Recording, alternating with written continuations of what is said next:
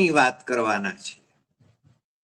આજે રાહુલ ગાંધી લોકસભામાં નહોતા એટલે નરેન્દ્ર મોદી લોકસભામાં પહોંચી ગયા અને એમણે મધ્ય પૂર્વના યુદ્ધની પરિસ્થિતિ વિશે નિવેદન કર્યું. 25 મિનિટ સુધી બોલ્યા. પણ રાહુલ ગાંધી વડોદરામાં આદિવાસીઓના અધિકારોના અને બંધારણ રક્ષાના સંમેલનમાં જે રીતે ગરજ્યા, જે રીતે એમણે મુદ્દાઓ ઉઠાવ્યા, એ ભારતીય જનતા પાર્ટી અને નરેન્દ્ર મોદીને માટે આવતા દિવસોમાં મૂંઝવણ ઊભી કરે એવા હતા. થોડાક છાપેલા કાટલાઓ, કોંગ્રેસના નેતાઓ, એમને આપણે બાદ કરીએ. મને લાગે છે કે એમને જુદી જુદી જવાબદારીઓ દેવામાં આવી છે, પરંતુ નવી નેતાગીરીને, યુવા નેતાગીરીને કોંગ્રેસ ગુજરાતમાં પણ પ્રમોટ કરી રહી છે એવું આજના આ સંમેલનમાં લાગ્યું. અને સંમેલન પાછું ક્યાં યોજાયું? દીનદયાળ સભાગૃહમાં.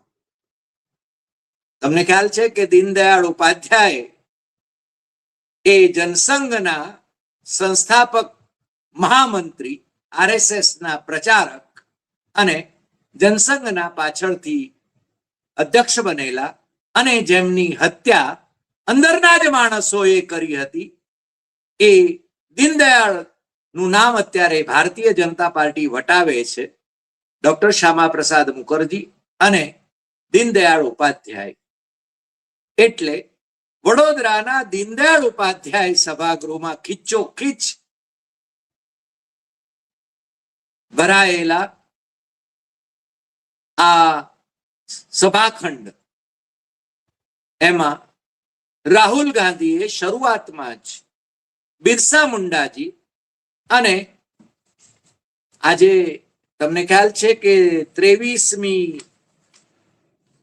માર્ચ છે, એટલે ભગતસિંહ, રાજગુરુ અને સુખદેવ એમનો પણ શહીદી દિવસ છે. એમને ફાંસીએ ચડાવવામાં આવ્યા હતા. એ આજનો દિવસ 1931માં, જે વખતે જેના સપ્તાહ પછી જ એ જ ત્યાં કરાચીમાં સરદાર વલ્લભભાઈ પટેલ ની અધ્યક્ષતામાં કોંગ્રેસનું અધિવેશન મળ્યું હતું.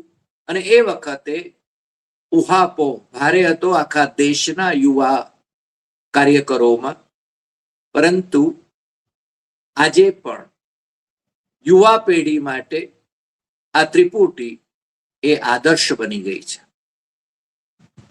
બિરસા મુંડા અને આ ત્રિપુટી એને વંદન કરીને રાહુલ ગાંધીએ પોતાની વાતની શરૂઆત જે કરી એ ભારતીય બંધારણની રક્ષાની વાત કરી. અને એમાં બિરસા મુંડાના વિચારો એ સમાવાયેલા છે. અને એ બંધારણને જો કોઈ અવગણે તો એ બિરસાજી ને અવગણે છે એવું એમનું બહુ સ્પષ્ટપણે કહેવાનું હતું. રાહુલ ગાંધી થોડા આક્રમક મિજાજમાં પણ હતા, પરંતુ ધીર ગંભીરપણે એ કહી રહ્યા હતા કે આ બંધારણ નથી. એમને બંધારણ બતાવ્યું, આ બંધારણ નથી. બિરસા એના ઉપર એનો જે વિરોધ કરે, કે એને ફગાવી દેવાની જે લોકો વાત કરે, કે જેને બદલી નાખવાની જે વાત કરે છે, એટલે કે ટૂંકમાં એમનો ઈશારો એ ભારતીય જનતા પાર્ટી અને એની માતૃ સંસ્થા આરએસએસ ભણી હતો. એ કહે છે કે બિરસા મુંડાજી પર એ આક્રમણ છે જો આ લોકો આવું કરવા માંગતા હોય તો. અને રાહુલ ગાંધીએ બહુ જ વિગતે આદિવાસી અને વનવાસી એ વચ્ચેનો ભેદ સમજાવ્યો. એમણે કહ્યું કે આદિવાસી એ આ હિન્દુસ્તાનના મૂળ માલિકો છે. આપણે ઘણી વખતે આપણા એપિસોડની અંદર માર્કંડે કાટઝુ અને મિશ્રા મેડમ ની બેન્ચ જે સુપ્રીમ કોર્ટની હતી એનું 2011 નું જે જજમેન્ટ હતું, એ જજમેન્ટનો આપણે ઉલ્લેખ કરીને ઘણી વખતે કહ્યું છે કે આ દેશના મૂળ માલિકો એ આદિવાસીઓ છે અને એ વાતને અવગણી શકાય એમ નથી. એટલે રાહુલ ગાંધીએ પણ આ વાતથી શરૂઆત કરી અને આદિવાસી અને વનવાસી શબ્દ એ બંને વચ્ચેનો ભેદ એમણે સમજાવવાની કોશિશ કરી. કારણ કે આદિવાસીઓને કોઈ વનવાસી કે તો એ આદિવાસી સમાજનું અપમાન છે, અને બીજું કે જંગલમાં વસતી પ્રજા છે, માત્ર આ દેશની મૂળ માલિક પ્રજા છે એમ નહીં, પણ જંગલમાં વસતી પ્રજા છે એવું બતાવવાની કોશિશ વનવાસી શબ્દમાં પ્રતિધ્વનિત થતી હોય છે. એટલે કે એમનો બહુ જ સીધો પ્રહાર એ રાષ્ટ્રીય સ્વયંસેવક સંઘની સંસ્થા વનવાસી કલ્યાણ આશ્રમ એના સંદર્ભમાં હતો. અને બીજું કે ભારતીય જનતા પાર્ટી એ વનબંધુ અથવા તો વનવાસી એ શબ્દ પ્રયોગ કરે છે, એટલે ખરેખર તો આદિવાસી શબ્દ પ્રયોગ કરવો જોઈએ, આદિવાસીઓ માટે, ટ્રાઇબલ્સ માટે, મૂળ નિવાસીઓ માટે. એટલે રાહુલ ગાંધીએ એ વાત ઉપર ખૂબ ભારપૂર્વક એમનું વિશ્લેષણ કર્યું હતું. બીજી વાત જે એમણે બહુ જ મહત્વની કરી એ કે વિકાસ જ્યારે કોઈ પણ બાબતનો કરવામાં આવે કે કોઈ પ્રતિમા, ધારો કે એમણે સરદાર સાહેબની પ્રતિમાનો ઉલ્લેખ નહીં કર્યો, પણ પાર્શ્વભૂમિમાં જે તસવીરો હતી એમાં ગાંધીજી હતા, બિરસા મુંડા હતા, સરદાર સાહેબ હતા, પંડિત જવાહરલાલ નહેરુ હતા, અને જે મંચ ઉપર પણ જે છબીઓ રાખવામાં આવી હતી એમાં બિરસા મુંડા, અને એટલે આમ તો બિરસા ભગવાન જેને આદિવાસી સમાજ ગણે છે એ બિરસા મુંડા, અને આ ક્રાંતિકારી ત્રિપુટી ભગતસિંહ અને બે સાથીઓની એ તસવીરો હતી. પરંતુ એમણે જ્યારે બહુ સ્પષ્ટપણે કહ્યું કે વિકાસની જ્યારે વાત કરવામાં આવે અથવા તો વિકાસની આદર્શમાં જેની જમીન જાય છે એ આદિવાસીઓની જ જમીન જાય છે. પછી એ સ્ટેચ્યુ ઊભું કરવાનું હોય ત્યારે પણ આદિવાસીઓની જમીન લઈ લેવામાં આવે છે ને એના માટે વળતર પણ આપવામાં આવતું નથી. એ એમનો પરોક્ષ સંકેત અથવા સંદેશ જે હતો એ સરદાર સાહેબની જે પ્રતિમા ચીની માણસોની પાસે કરાવવામાં આવી, એ પ્રતિમા ત્યાં એ જમીન આદિવાસીઓ પાસેથી લેવામાં આવી. એ આદિવાસીઓને નોકરી આપવાની વાત તો બાજુએ રહી, એમને જો આંદોલન કરે તો એમને છે ને એમની ધરપકડ કરવામાં આવે છે, એમની સામે કેસીસ કરવામાં આવે છે, અને એમની ડેમની બાજુમાં જ કેવડિયા ડેમની બાજુમાં જ જે ગામો છે આદિવાસીઓના, એ ગામોને પાણી પણ નથી મળતું. લિફ્ટ ઇરિગેશનથી એમને પાણી પહોંચતું કરવું જોઈએ, પરંતુ સરકાર એ કામ કરતી નથી, ઉપરથી આદિવાસીઓ પર જુલમ કરે છે. એ વાતનો સંકેત પણ એ એમાં આપી રહ્યા હતા. એમણે જાતિ જનગણનાની વાત પણ કરી, કાસ્ટ સેન્સસની વાત કરી, જે એમનો મૂળ મુદ્દો છે, જે અત્યારે મોડે પણ ભારતીય જનતા પાર્ટીના નેતૃત્વવાળી સરકારે સ્વીકાર્યો છે, પરંતુ એનો અમલ કેવો અડધો કચરો કરશે એ ખબર નથી. એ કહે છે કે હું જ્યારે આ મુદ્દો ઉઠાવું છું ત્યારે आरएसएस के लोग और मोदी जी और बीजेपी के लोग मेरे खिलाफ मेरे पर आक्रमण कर रहे हैं એની વાત એમણે કરી. અને આદિવાસીઓની જમીન એ અદાણીને એમને આપવામાં આવી રહી છે એ વાત પણ એમણે નામ પાડીને કહ્યું. પેસા કાનૂન, મનરેગા, ભોજન અધિકાર, આ બધાની વાત પણ એમણે કરી. અને વિકાસ કોનો થઈ રહ્યો છે, અબજોપતિઓનો કે સામાન્ય માણસોનો, એનો પ્રશ્ન પણ એમણે વિગતે રજૂ કરવાનો પ્રયાસ કર્યો. ગુજરાતમાં શિક્ષણની સંસ્થાઓનું ખાનગીકરણ થઈ રહ્યું છે અને એને કારણે આદિવાસી સમાજ એ યોગ્ય શિક્ષણ લઈ શકે નહીં એવા સંજોગો નિર્માણ થયા છે. દેશ में नफरत और हिंसा फैलाई जा रही है એમ પણ એમણે કહ્યું. અને પછી એ કહે છે કે પોતે પોતાના પરિવારને આદિવાસીઓ માટે ખૂબ પ્રેમ છે, એમના માટે લાગણી છે, એમનો પ્રેમ પણ એમને અઢળક મળ્યો છે, અને એ કહે છે કે મને એવું સૂચન પણ આવ્યું છે કે મારે આદિવાસી વિસ્તારો જે છે એમાં યાત્રા કાઢવી જોઈએ અને એ વિશે પણ હું વિચારીશ, જો શક્ય બનશે તો. આપણે ત્યાં ગુજરાતમાં દાંતાથી માંડીને નીચે સુધી, ગુજરાતના નીચેના છેડા સુધી એ આદિવાસી પટ્ટી જે છે એ પટ્ટીમાં અત્યારે જે સત્તામાં બેઠેલી ભારતીય જનતા પાર્ટી છે એની સામે આદિવાસીઓમાં એક પ્રકારનો અજંપો છે.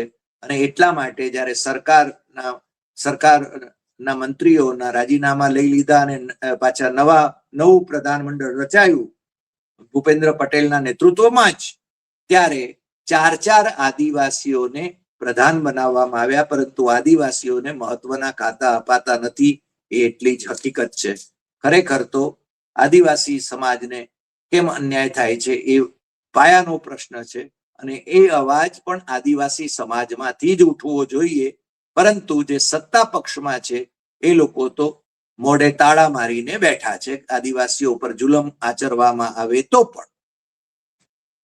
એ સીધા ઈરાન વાળા યુદ્ધની, એટલે મધ્ય પૂર્વના યુદ્ધની વાત ઉપર આવે છે અને એ કહે છે કે મજાકમાં એમણે જરા કહ્યું પણ ખરું, તમને ખબર છે ને એમ કે બધાને કે પાર્લામેન્ટમાંથી પ્રધાનમંત્રીજી ભાગી ગયા હતા, એ બધા એટલે આમ હાસ્યનું મોજું સભાખંડમાં ફરી વળે છે. અને વડાપ્રધાને 25 મિનિટ સુધી ભાષણ તો કર્યું, પરંતુ હું ગેરંટી સાથે કહું છું, ગેરંટી આપું છું, લખી રાખજો કે પાર્લામેન્ટ હાઉસમાં ડિબેટ એ નહીં કરી શકે કોઈ પણ બાબતમાં. અને ખાસ કરીને મોદીએ આખા 25 મિનિટના ભાષણમાં અમેરિકાનું નામ ન લીધું, એનો પણ એમણે સવિશેષ ઉલ્લેખ કરીને પ્રાઇમ મિનિસ્ટર કોમ્પ્રોમાઇઝ છે. પ્રાઇમ મિનિસ્ટર અમેરિકાના નચાવ્યા નાચે છે, એટલે અમેરિકાની કઠપૂતળી છે. અને એમણે જે યુએસ ડીલ કરવાની વાત કરી છે એ યુએસ ડીલ એ અગાઉ કોઈ પણ પ્રાઇમ મિનિસ્ટરે જે ક્ષેત્ર ક્યારેય ખોલ્યું નહોતું, એવું કૃષિ ક્ષેત્ર એ ખોલી નાખીને દેશના કિસાનોને બરબાદ કરી નાખવાનો એક સંજોગ નરેન્દ્ર મોદીએ સર્જ્યો છે, એવું પણ રાહુલ ગાંધીએ બહુ સ્પષ્ટપણે આ ભાષણમાં જણાવ્યું હતું. એમણે ઈરાનની પણ જે ચર્ચા કરી એમાં એમ કહે છે કે हमारा पीएम अमेरिका के बारे में एक शब्द भी नहीं बोल पाता है, कंट्रोल उधर है, आपका पीएम आपके लिए काम नहीं कर रहा है, आपकी रक्षा नहीं कर सकता है, जल जमीन जंगल आपका जा रहा है, प्राइवेटाइजेशन हो रहा है सबका. એ કહે છે કે અદાણીને બધા જંગલો પણ આપવામાં આવી રહ્યા છે, એની પણ એ વાત મૂકે છે એ વખતે. અને ડોનાલ્ડ ટ્રમ્પના હાથમાં એમનો અંકુશ છે. અને ડોનાલ્ડ ટ્રમ્પે તો એમ કે કહ્યું છે, તમે ગૂગલ કરશો તો તમને ખ્યાલ આવી જશે કે નરેન્દ્ર મોદીની રાજકીય કારકિર્દી હું ખતમ કરી શકું એમ છું. એટલે કે કંટ્રોલ નરેન્દ્ર મોદીનો એની પાસે છે. એ બાબત પણ પીએમ 100% કોમ્પ્રોમાઇઝ. અને તમે એમ કે એ જયારે 25 મિનિટનું ભાષણ કરી રહ્યા હતા ત્યારે ટીવીમાં જરા એમની આંખો જોજો અને એની વાત પણ એ વિગતે જરા કરે છે. અમેરિકાના ફાયદામાં જ એ કામ કરે છે. અને આ રીતે એ કહે છે કે આપણે બધાએ બંધારણની રક્ષા કરવા માટે અને આદિવાસીઓના હિતોની રક્ષા કરવા માટે સતત જાગતા રહેવું પડશે.